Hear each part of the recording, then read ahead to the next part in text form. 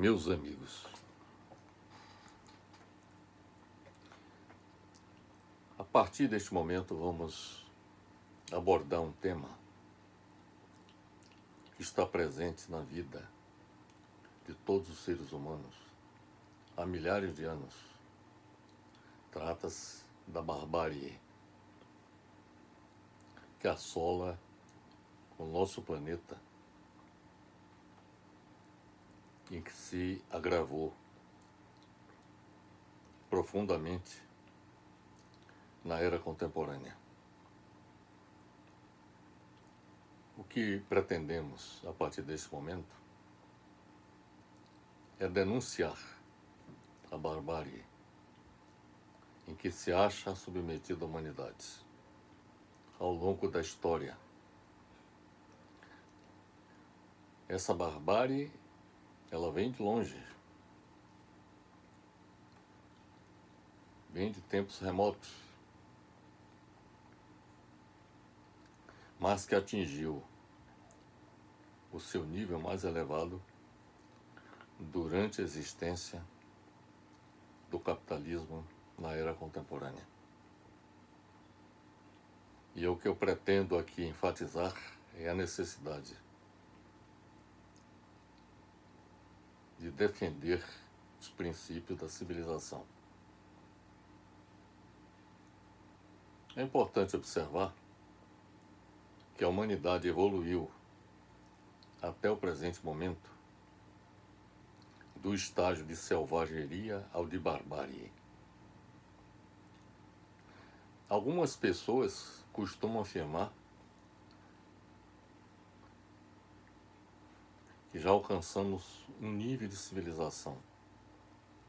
Alguns afirmam até civilização avançada. Mas eu contesto isso. Na realidade, falta muito para nós galgarmos a condição de civilização. No final da nossa apresentação, vamos lhes dizer exatamente qual é a minha visão, o que é que eu entendo por civilização, a fim de que nós possamos convergir, eu e vocês que estão assistindo este vídeo. Espero que no final todos vocês concordem comigo que na realidade nós temos que pugnar pelo fim da barbárie em defesa dos princípios da civilização. A humanidade evoluiu até o presente momento do estágio de selvageria ou de barbárie. Selvageria é considerado um estágio característico das sociedades primitivas, ou povos primitivos, que são normalmente associados com os povos indígenas.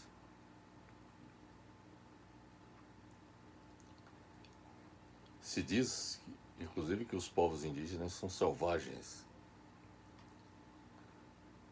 simplesmente porque são primitivos e porque o comportamento desses povos primitivos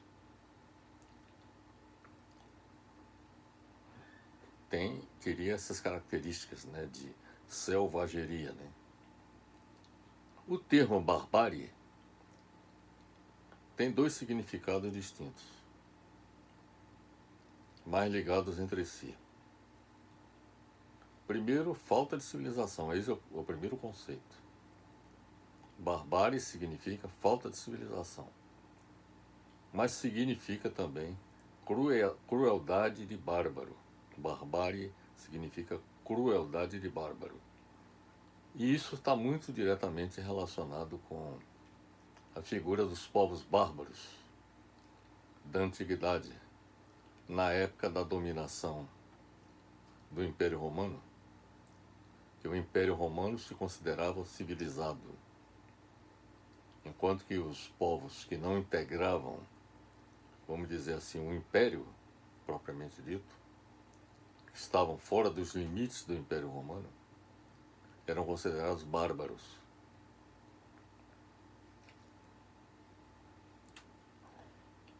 Esta é a visão também, por exemplo, dos europeus, quando da época da descoberta da América,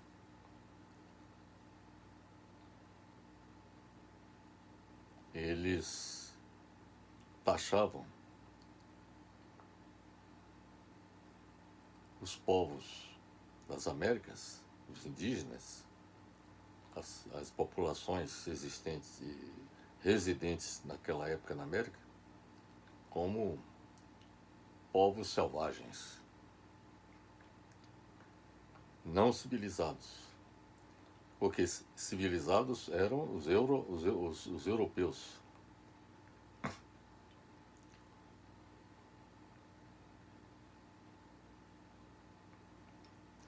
O historiador britânico Eric Hobsbawm observa que a barbárie significa uma ruptura. Esse é o conceito que ele apresenta. Uma ruptura com os padrões morais que regulam a vida em sociedade. Esse seria, digamos assim, um conceito moderno de barbárie. Significa ruptura com os padrões morais que regulam a vida em sociedade. E os controles sociais tradicionais, dando lugar à violência desenfreada e o desprezo pelo ser humano.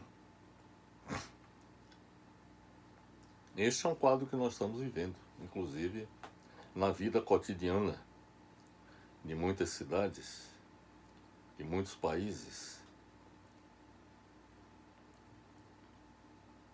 Nós convivemos exatamente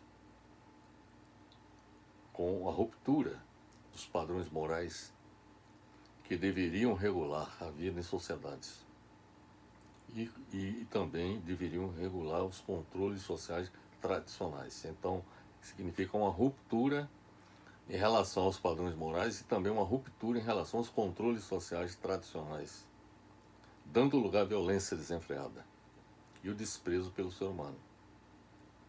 Essa violência desenfreada, ela assume duas características. No plano das relações internacionais, isso se manifesta em conflitos internacionais, em guerras. E a humanidade é repleta de guerras. Nos 6.000 anos de contados, né, vamos dizer assim, desde que há registros nas relações entre os seres humanos na face da Terra, nesses 6.000 anos nós só tivemos 292 anos de, digamos assim, de paz, de inexistência de conflitos. O restante do tempo, ou seja, subtraindo 6.000 de 292, que corresponderia a mais de 5.500 anos, a humanidade esteve permanentemente em conflito. Conflitos internacionais. Mas os conflitos, quer dizer, a violência também se manifesta na vida cotidiana das nações. Com o crime sendo praticado em larga escala, os assassinatos, a criminalidade crescente, são características que vêm crescendo exponencialmente ao longo do tempo. O grande desafio da era contemporânea é fazer a humanidade evoluir do estágio de barbárie em que se encontra no momento atual ao de civilização. Segundo o historiador Eric Hobsbawm, nos últimos 150 anos, a barbárie tem aumentado permanentemente. Ano a ano, década a década, a violência e o desprezo pelo ser humano têm aumentado, parecendo não haver um limite para esse fenômeno. Algo muitíssimo pior.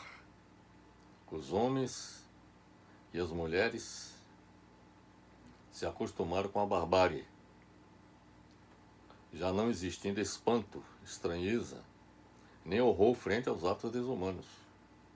Isso se tornou o normal. O anormal é exatamente não existir exatamente essa violência, essa barbárie que caracteriza a era contemporânea. Karl Marx, filósofo alemão, escreveu em 1847 esta passagem surpreendente e profética. Ele disse: a barbárie reapareceu, isso em 1847. Ele disse: a barbárie reapareceu, mas desta vez ela é engendrada no próprio seio da civilização e é parte integrante dela. Veja bem que o Marx, ele identificava a Europa em que ele vivia como civilizada, o que, na minha opinião, trata-se de um equívoco. Nós não alcançamos o estágio de civilização.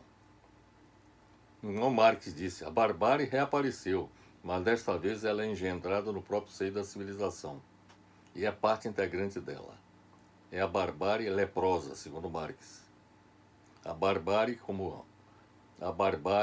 como lepra da civilização. Esta foi a expressão que Karl Marx considerou, adotou para caracterizar esse período em que ele viveu em 1847. A Primeira e a Segunda Guerra Mundial estabeleceram uma nova forma de barbárie, eminentemente moderna. Bem pior em sua desumanidade assassina do que as práticas guerreiras dos conquistadores bárbaros do fim do Império Romano. Quando eu falo com conquistadores bárbaros, são os povos bárbaros que se revoltaram contra a tirania exercida pelo Império Romano e colocaram fim no Império Romano. Foi graças à revolta, à ação belicosa dos povos bárbaros contra o Império Romano e também à revolta dos escravos no interior do Império Romano que contribuíram para a derrocada do Império Romano.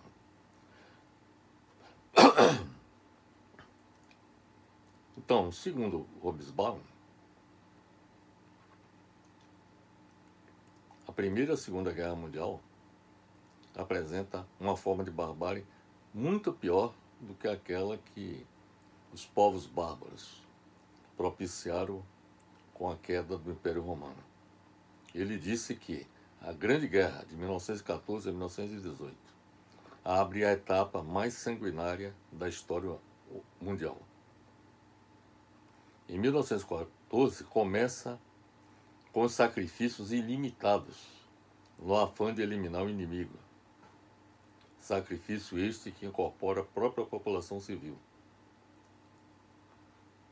1914 começa com a era da guerra total, a ausência de distinções entre combatentes e não combatentes. Foi exatamente a partir da Primeira Guerra Mundial, de 1914 a 1918, se passou a utilizar aviões. O avião foi uma invenção que aconteceu no início do século XX, mais precisamente em 1903, entre 1903 e 1908. E a guerra eclodiu entre 1914 e 1918. E os aviões já começaram a ser utilizados como arma de guerra, lançando bombas contra populações civis.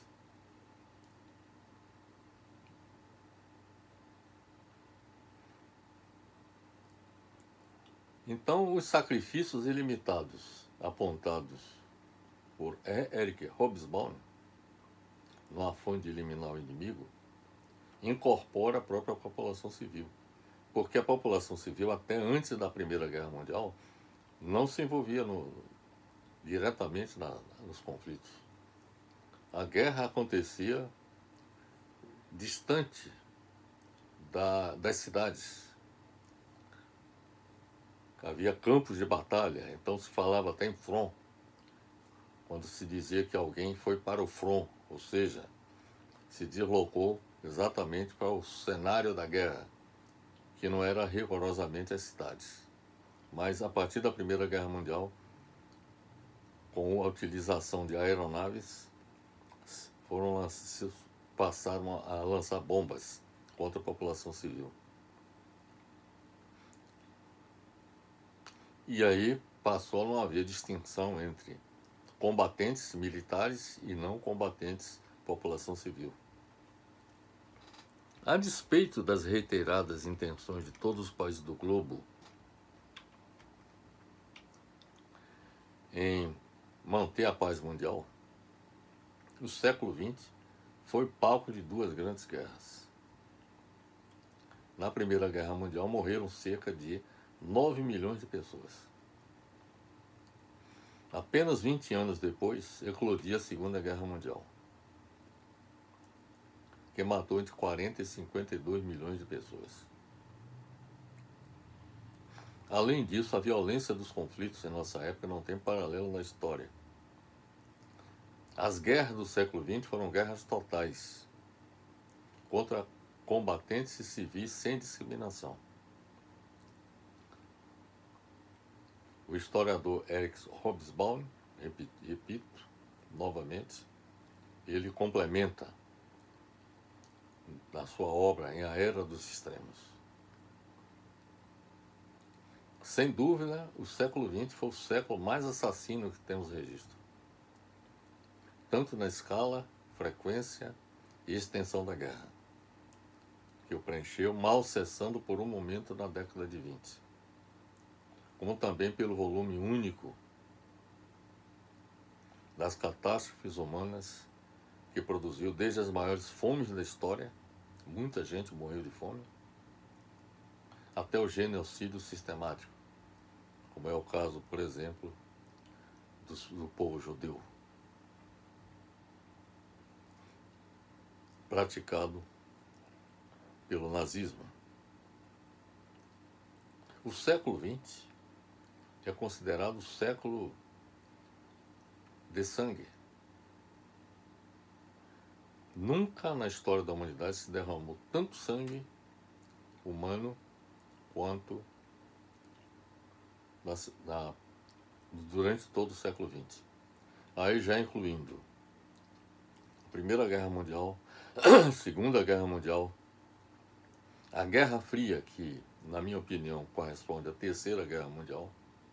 Só não houve o confronto direto entre as superpotências, Estados Unidos e União Soviética, mas correspondeu, na minha opinião, a uma Terceira Guerra Mundial, que houve confrontos indiretos, como, por exemplo, a Guerra do Vietnã, a Guerra do Camboja, a Guerra da Coreia,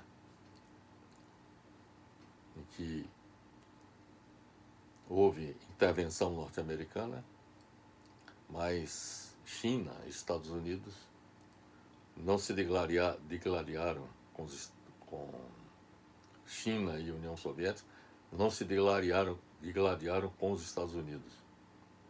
Então não houve um confronto direto, mas indiretamente chineses e soviéticos colaboraram com coreanos, com vietnamitas, no enfrentamento dos Estados Unidos. Considerando todas as guerras do século XX,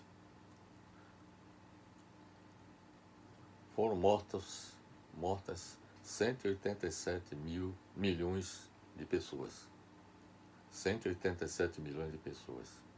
E se nós computarmos as guerras que aconteceram, localizadas, é claro, já no século XXI, o total de mortos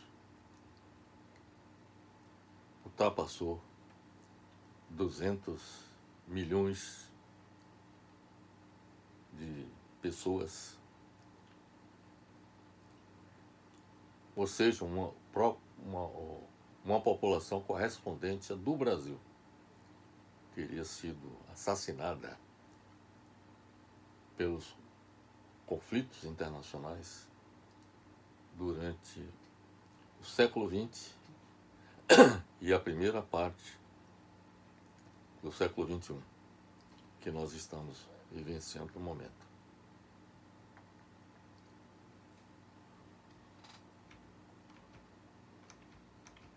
A tragédia das guerras no século XX atingiu a maioria das famílias ao longo de 2, 3 ou 4 gerações. O apelo às armas levou milhões de filhos, maridos, pais e irmãos para o campo de batalha. E milhões não voltaram. O genocídio nazista contra os judeus, ciganos e comunistas, o uso da bomba atômica em Hiroshima e Nagasaki, o Gulag stalinista, a guerra do Vietnã, o ataque terrorista ao World Trade Center em New York, as 2 guerras do Iraque, a guerra do Afeganistão, as guerras civis recentes da Líbia e da Síria e a violência indiscriminada praticada pelo Estado Islâmico exemplificam de maneira mais acabada a barbárie que caracteriza o mundo que vivemos.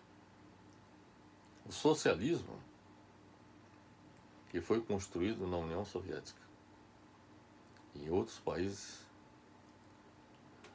não cumpriu sua promessa histórica de emancipar a humanidade, acabar com a exploração do homem pelo homem, eliminar as desigualdades sociais e tornar a sociedade igualitária. Se transformou, lamentavelmente, em uma tirania. Quando o socialismo surgiu em 1917 e cresceu ao ponto de praticamente 1/3 da humanidade estar vivendo sob o sistema socialista,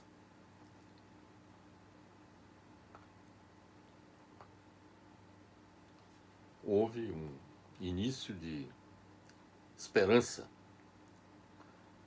de que os males que a humanidade enfrentava, graças aos problemas políticos, econômicos e sociais gerados pelo capitalismo, poderiam ser resolvidos. E a promessa, digamos assim, de emancipação humana sinalizava na direção de um futuro risonho para a humanidade. Infelizmente, não foi isso que aconteceu, porquanto os países socialistas, a começar da União Soviética, os países socialistas do leste europeu, o sistema desmoronou nessas na União Soviética e nos países socialistas do leste europeu. E os países que ainda mantiveram o sistema, praticamente transformaram o sistema, modificaram o sistema, fazendo com que houvesse, digamos assim, a restauração do capitalismo em praticamente todos eles. A única exceção é a Coreia do Norte. Mas Cuba, Vietnã, Camboja e a própria China se transformaram em países capitalistas, integrados todos eles ao sistema capitalista mundial.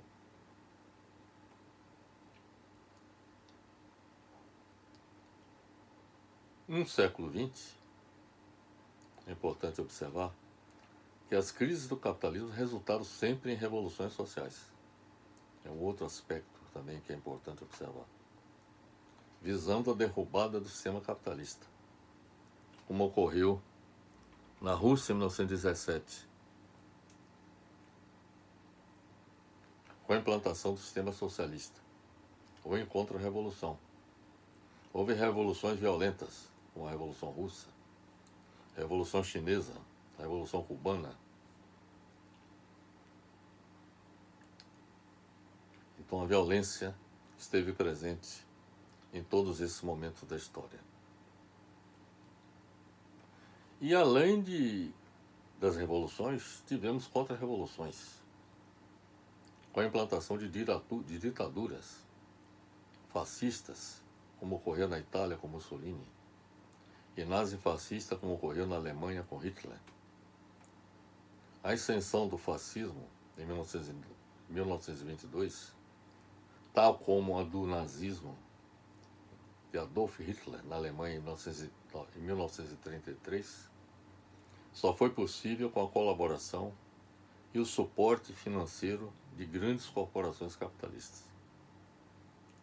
Por detrás de toda esta problemática que nós acabamos de apresentar, está presente os problemas gerados pelo próprio sistema capitalista, as contradições existentes no sistema que levaram a rupturas do ponto de vista político, econômico e social. E isso aconteceu na Itália, aconteceu na Alemanha com Hitler. E o que é importante observar é que essas mudanças, essas contra-revoluções, contaram com o suporte financeiro de grandes corporações capitalistas. O fascismo, por exemplo, representou uma reação das forças conservadoras da Europa contra a ascensão dos trabalhadores ao poder em vários países após a vitória do socialismo na União Soviética, em 1917. Se baseava em concepções fortemente nacionalistas e no exercício totalitário do poder em vários países após a vitória do socialismo da União Soviética, repito. Portanto, todas essas ditaduras que foram implantadas se baseavam nessas concepções contra o sistema democrático e liberal e repressivo ante as ideias social-democratas, socialistas e comunistas.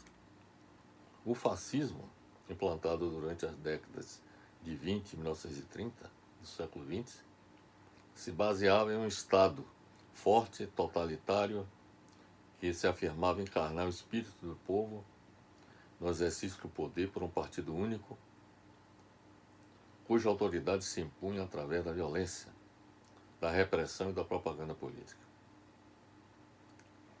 As afinidades entre o liberalismo capitalista e supostamente é defensor da democracia. Muita gente acha que todo liberal é democrata, mas não é verdade. Porque as afinidades entre o liberalismo capitalista e o seu oposto à ditadura, quer dizer, supostamente o seu oposto à ditadura, se manifestou muito cedo, por exemplo, em 1795, após a Revolução Francesa, quando houve a derrubada do Partido Jacobino no poder pelo Partido Girondino, e foi instalado um governo ditatorial na França. Quer dizer, os girondinos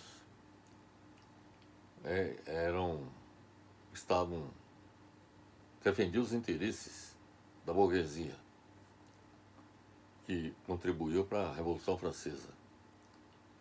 E o Jacobino, o Partido Jacobino, estava ligado aos interesses da grande maioria da população, sobretudo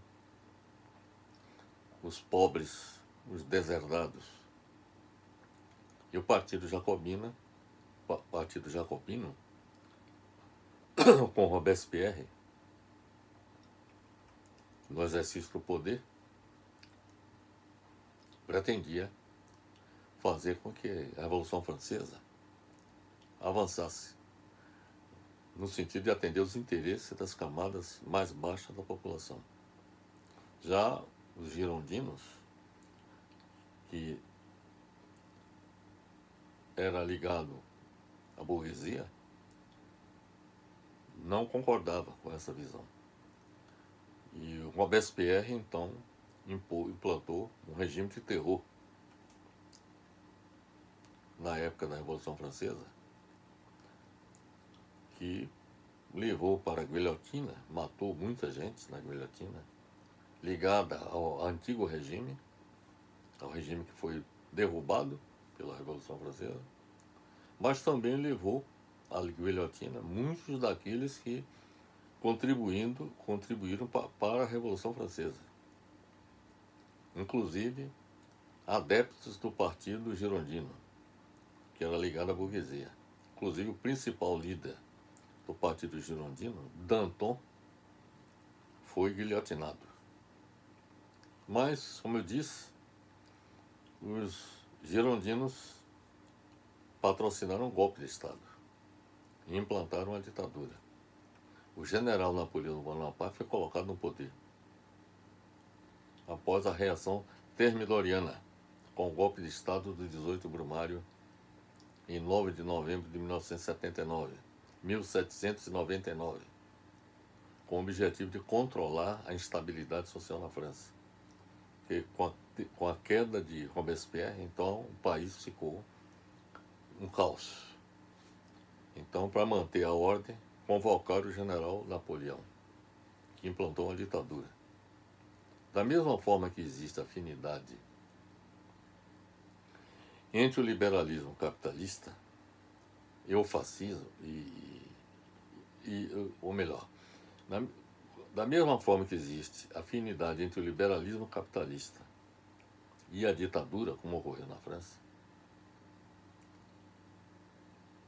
com Bonaparte, o mesmo acontece com o liberalismo capitalista e o fascismo, que não são rigorosamente iguais, mas tampouco existe entre eles uma muralha intransponível. Entre eles existem mais pontos de convergência do que de divergência. Isso ficou comprovado com a ascensão do fascismo na Itália, na década de 1920, e do nazismo na Alemanha, na década de 1930, do século XX, que contaram com o apoio dos liberais. Os liberais legitimaram tanto o fascismo quanto o nazismo. O fascismo na Itália quanto o nazismo, com políticas de inspiração liberal em suas ditaduras. Os liberais neoclássicos, o que tem os liberais clássicos, quer dizer, os originais, vamos dizer assim, e os neoclássicos são aqueles que buscaram aperfeiçoar, vamos dizer assim, corrigir as falhas do liberalismo clássico. Então, os liberais neoclássicos, que deram origem à corrente ideológica que se tornou hegemônica hoje, que foram os liberais neoclássicos, que deram origem à corrente ideológica que se tornou hegemônica hoje no mundo, o neoliberalismo capitalista.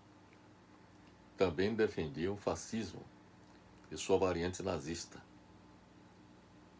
como projetos políticos necessários para manter a ordem capitalista. É o que se pode conferir nesta declaração de Friedrich Hayek, membro da Escola Austríaca de Economia, sobre a sua impressão do nazismo. Veja o que Hayek pensava do nazismo. Ele disse: Hitler não precisou destruir a democracia. A opinião dele. Hitler não precisou destruir a democracia. Limitou-se a tirar proveito de sua decadência. E no momento crítico conseguiu o apoio de muitos que, embora o detestassem, consideravam o único homem bastante forte para pôr as coisas em marcha. Essa é a visão dele. Ou seja, que Hitler foi uma figura necessária para manter a ordem capitalista na Alemanha. Ao contrário do que disse Hayek, Hitler destruiu a democracia na Alemanha. Ele afirmou que Hitler não precisou destruir, mas na realidade ele destruiu a democracia na Alemanha. Implantou uma ditadura sem paralelo na história, né? A complacência de teóricos liberais neoclássicos com relação ao fascismo prossegue com Ludwig von Mises. Tanto Hayek quanto Ludwig von Mises são considerados ícones dos liberais, de muitos liberais.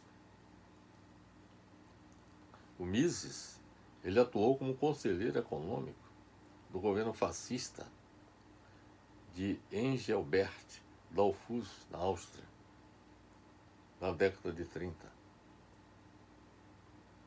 Em seu livro, o livro de Ludwig von Mises, Liberalismo segundo a tradição clássica, ele reitera que o fascismo foi um movimento político que teve como um dos seus principais objetivos o combate ao bolchevismo, ou seja, ao comunismo. Ludwig von Mises afirmou: as ações dos fascistas e de outros partidos que lhe correspondiam eram reações emocionais, evocadas pela indignação com as ações perpetradas pelos bolcheviques e comunistas.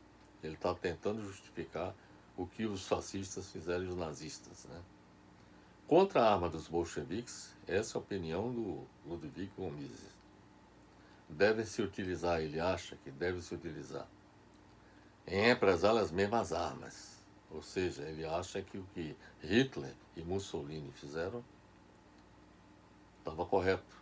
E que seria um erro mostrar fraqueza ante os assassinos. Ele achava que os comunistas eram assassinos. Jamais um liberal colocou isso em questão, segundo Mises. Mises afirmou que nenhum liberal colocou em questão, portanto, o uso da violência pelos fascistas e nazistas. Nesta obra, Mises também não hesitou em legitimar, elogiar e até mesmo enaltecer o fascismo. Segundo ele, não se pode negar que o fascismo e movimentos semelhantes, visando ao estabelecimento de ditaduras, estejam imbuídos das melhores intenções. Ele via boas intenções, tanto na ditadura fascista de Mussolini quanto na ditadura nazista de Hitler. Estavam imbuídos das melhores intenções e que sua intervenção, na opinião de Mises, obteve para si, ou melhor, a sua intervenção, até aquele momento, salvou a civilização europeia. Veja que absurdo, ele disse. E ele é considerado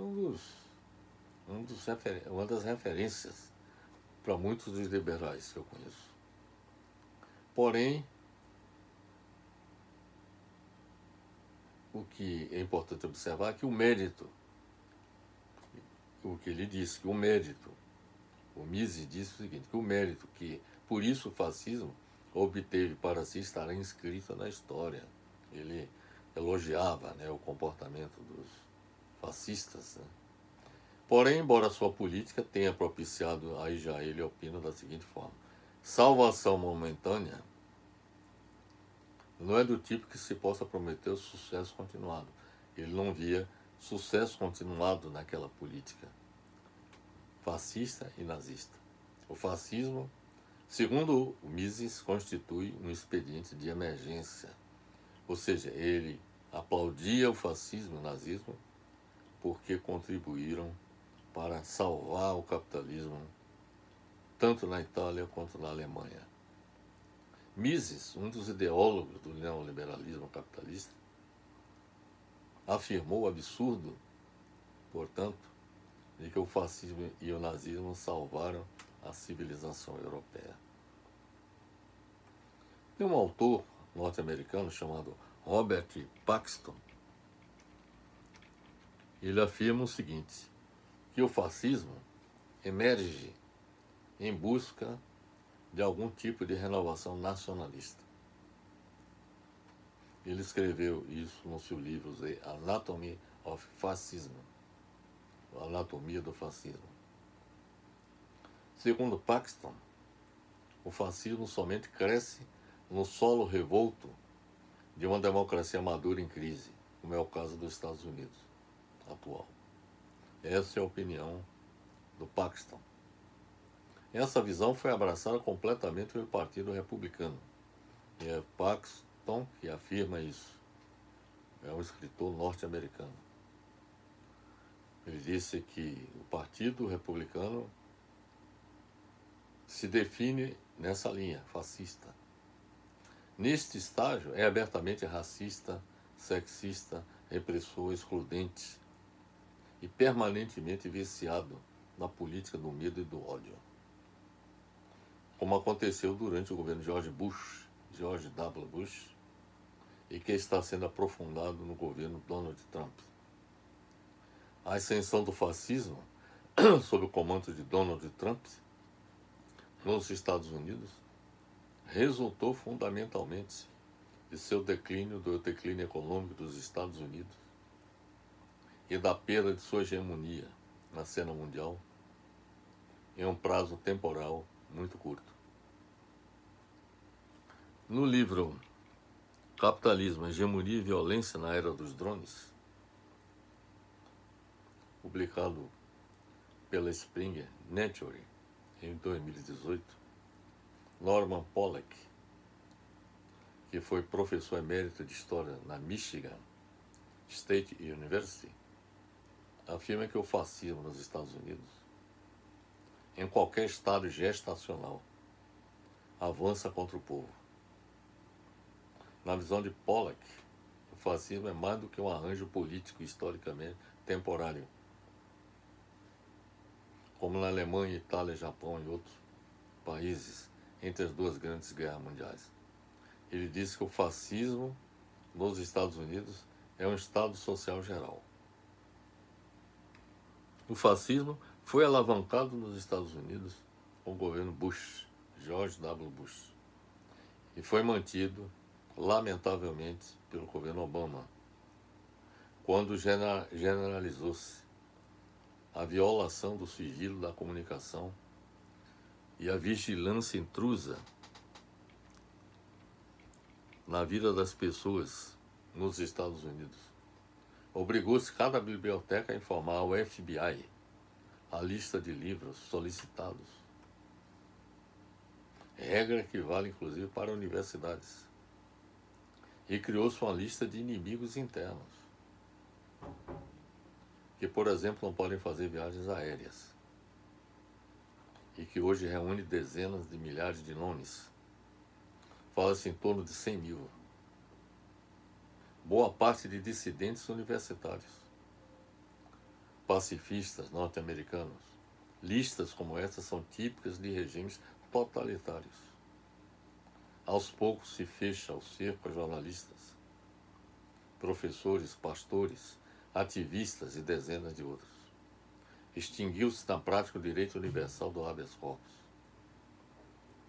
As forças do governo dos Estados Unidos, representadas pela CIA e militares e forças militares, têm autorização para prender qualquer pessoa em qualquer lugar do mundo. Existe o que se chama o Patriotic Act, baseado exatamente nesse ato patriótico. Tem autorização para prender qualquer pessoa em qualquer lugar do mundo e também no país, sem nenhuma justificativa. Mantê-la presa sem comunicação com familiares ou advogados e sem acusação por tempo indeterminado. E movê-la para qualquer das suas prisões, conhecidas ou secretas em vários países, ou mesmo alguns navios prisão, todos esses locais em que se tortura e assassina com a mais absoluta impunidade, como vem sendo documentado nas prisões da base de Bagram, no Afeganistão, Abu Ghraib, no Iraque, e na infame prisão de segurança máxima de Guantánamo, no extremo oriental de Cuba. Trata-se de um conjunto de disposições fascistas de fazer inveja ao aparelho de terror de Hitler. Na política externa norte-americana, uma nova doutrina substituiu os velhos conceitos de autodeterminação dos povos, não agressão, respeito às leis internacionais e à autoridade da ONU, com a criação de monstrengos pseudo-jurídicos, como a proposta das guerras preventivas, agressão a países em desobediência às decisões do Conselho de Segurança da ONU e agressão a países que ameaçassem ou remotamente pudessem vir a ameaçar a hegemonia dos Estados Unidos, cujos círculos dominantes encarregam-se de enquadrar como amigos e inimigos conforme seus interesses. Outra característica do discurso com base em ilações, omissões e mentiras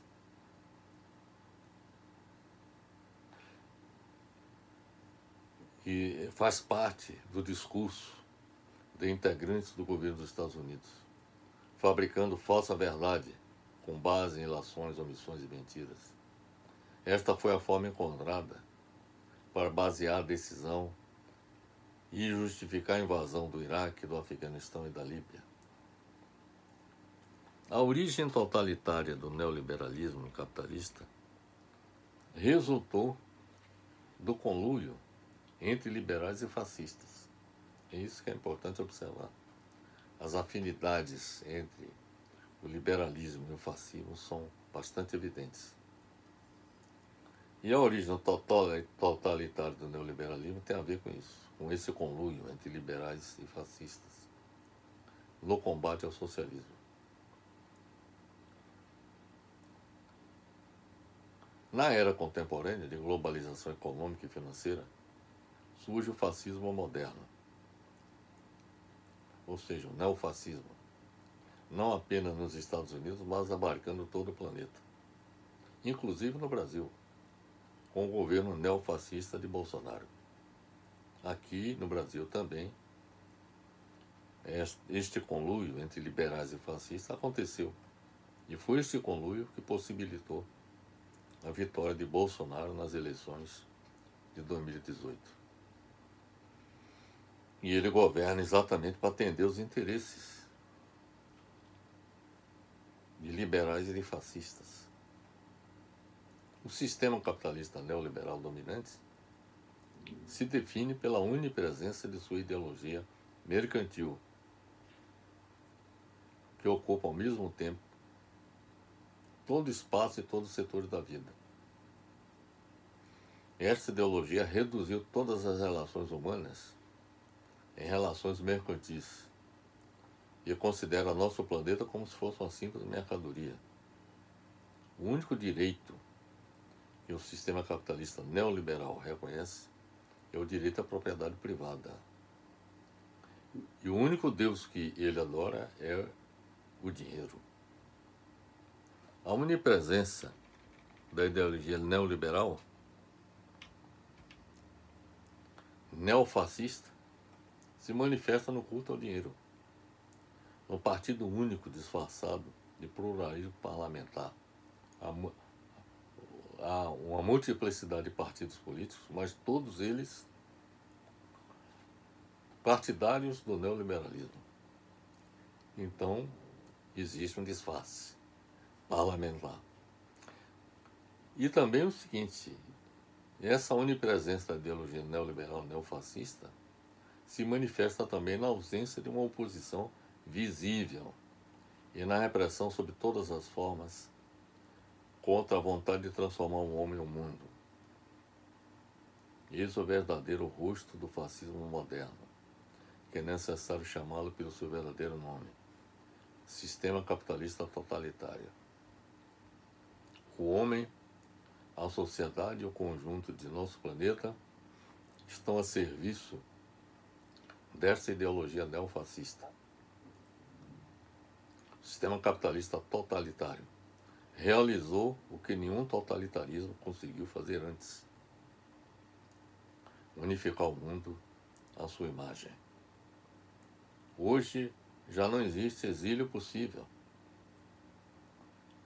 Na era contemporânea de globalização econômica e financeira, surge o mais nefasto de todos os fascismos, que é o que abarca todo o planeta. O novo fascismo tem por objetivo defender os interesses do sistema capitalista mundial neoliberal dominante. É lamentável a situação em que chegou a humanidade, com a prevalência da barbárie, onde a fome mata todos os dias milhões de pessoas em todo o mundo.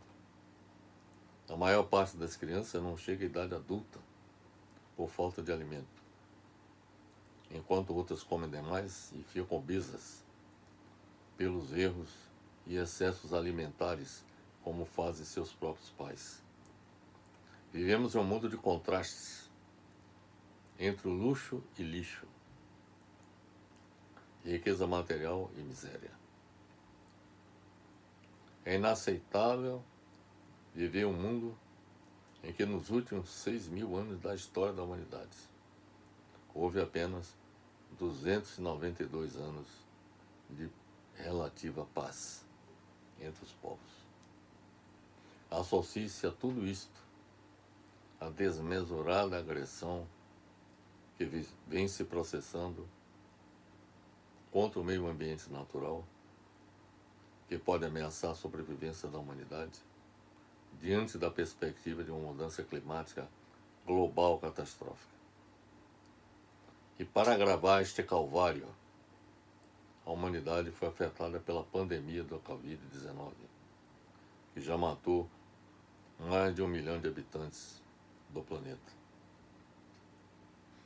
É preciso observar que a antítese da barbárie é a civilização,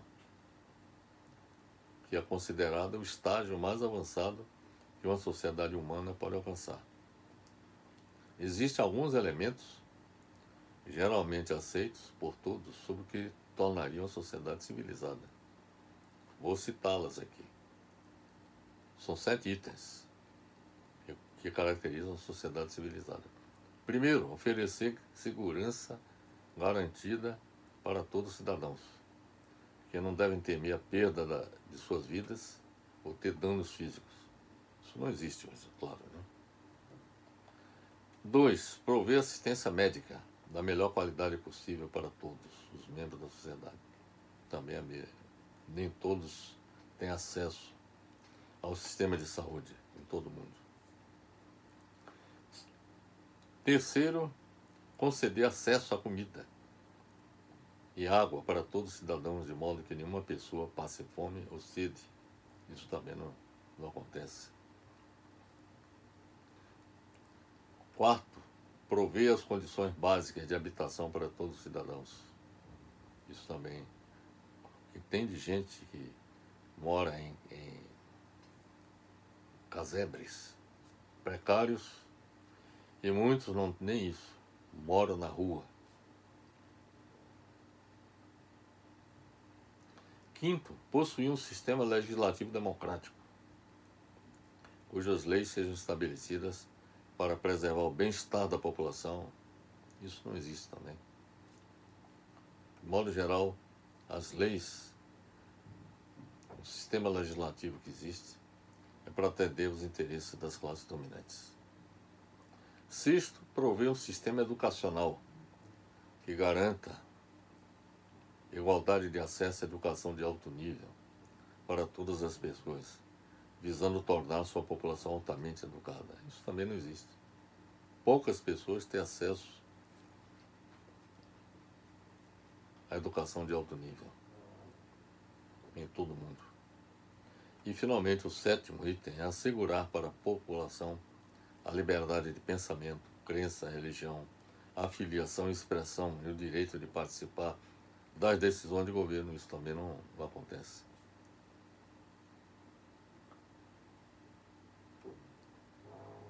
Então, a humanidade está carente de civilização. E é isto que nós temos que construir e edificar em nosso planeta. Diante do histórico tenebroso dos atentados praticados contra a humanidade e de suas perspectivas sombrias, as perspectivas que nós temos diante de nós, as perspectivas são sombrias. Nós não vemos uma luz no fim do túnel. Urge atacar o mal da barbárie pela raiz, com a construção de uma nova ordem mundial civilizada, em substituição à ordem capitalista dominante, que é a geradora dos atentados à civilização em todos os quadrantes da Terra, que se registram há milhares de anos. A nova ordem mundial civilizada a ser construída deve adotar o lema universal de liberdade, igualdade e fraternidade, como a herança do iluminismo, ao final do século XVII. Este lema, invocado durante a Revolução Francesa, que, na minha opinião, é um lema universal, porque traduz os anseios de todos os seres humanos por liberdade, por igualdade e fraternidade, precisa ser resgatado, esse lema precisa ser resgatado pela humanidade.